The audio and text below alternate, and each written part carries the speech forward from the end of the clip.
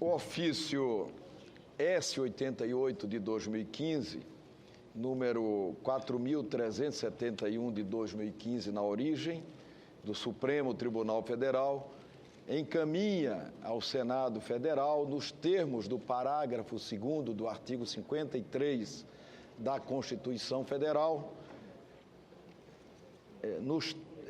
os autos da prisão do senador Delcídio Amaral.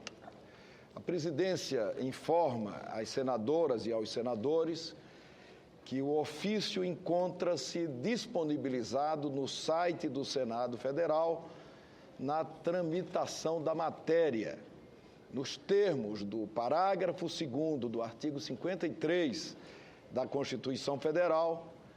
Cabe ao Senado Federal resolver, por maioria de seus membros, sobre a prisão.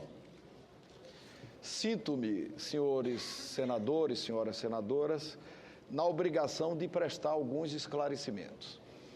Esta sessão deliberativa extraordinária foi convocada com tema único na pauta, qual seja o expediente do Supremo Tribunal Federal, autuado como ofício S, número 88 de 2015, como disse, já devidamente publicado, que encaminhou expediente relativo ao Senado Federal sobre a prisão de senador no exercício do mandato.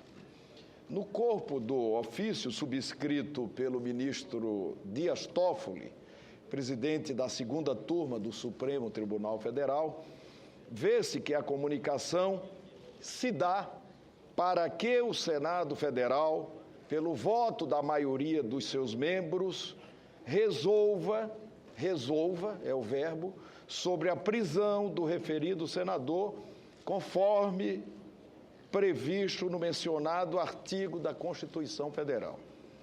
Diz o artigo 53, parágrafo 2º da Constituição Federal: desde a expedição do diploma, os membros do Congresso Nacional não poderão ser presos, salvo em flagrante de crime inafiançável.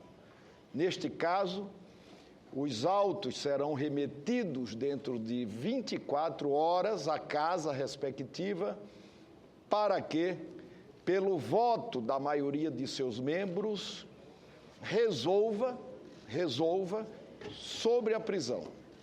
Cabe, pois, a este plenário, não é ao presidente do Senado Federal, é a este plenário, exclusivamente a este plenário, decidir nos autos em questão, já devidamente publicizados, onde se está configurada a flagrância do delito inafiançável. Saliento que a decisão do excelentíssimo senhor ministro Teori Zavascki, referendada pela segunda turma, não fala em prisão em flagrante, mas apenas em prisão cautelar, que é sinônimo, como todos sabem, de prisão provisória. Saliento ainda, e esse fato é muito importante, por isso o saliento, que o Ministério Público requereu que fosse decretada a prisão preventiva, que é outra espécie, repito, de prisão cautelar, diversa, porém, da prisão em flagrante a que se refere a Constituição Federal.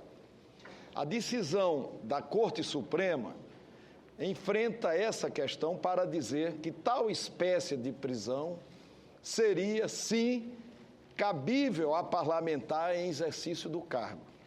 No entanto, pela excepcionalidade e mesmo pelo ineditismo de um tal precedente, esta Casa deve decidir sobre a amplitude da deliberação da Suprema Corte.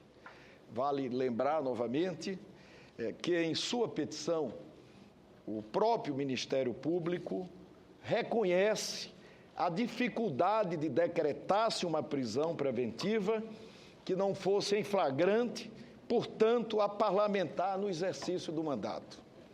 Escreveu Sua Excelência, o Procurador-Geral da República, abre aspas, subsidiariamente, caso se entenda descabida a prisão preventiva de congressista, requer a imposição cumulativa das seguintes medidas cautelares a Delcídio Amaral.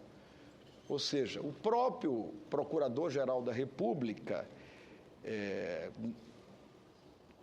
reconhece na sua petição, no seu pedido de prisão, a dificuldade, de maneira inédita, se prender preventivamente um congressista e requer outras medidas que entendem ser cumulativas, como, por exemplo, a suspensão do exercício do mandato eletivo, o uso de dispositivo pessoal de monitoramento eletrônico, a proibição de contato de qualquer espécie, inclusive por meios remotos, e de aproximação física com André Esteves, Edson Ribeiro, Diogo Ferreira e qualquer investigado na Operação Lava Jato.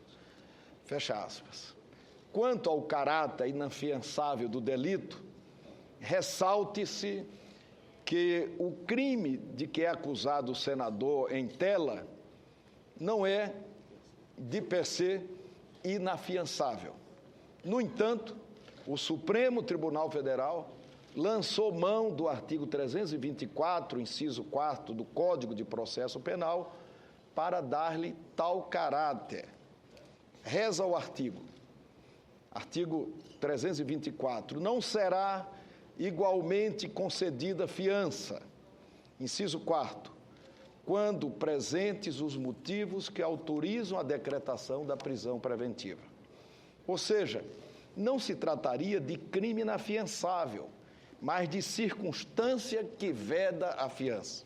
Dadas essas circunstâncias, caberá ao plenário do Senado Federal decidir quanto à forma e o atendimento dos requisitos de tal prisão, sem por ora adentrar o mérito do processo em questão, que poderá continuar a seguir seu trâmite, independentemente da decisão a ser tomada nessa sessão e que será da esfera única e exclusiva do Poder Judiciário, após o prévio contraditório, como é direito de todo e qualquer brasileiro.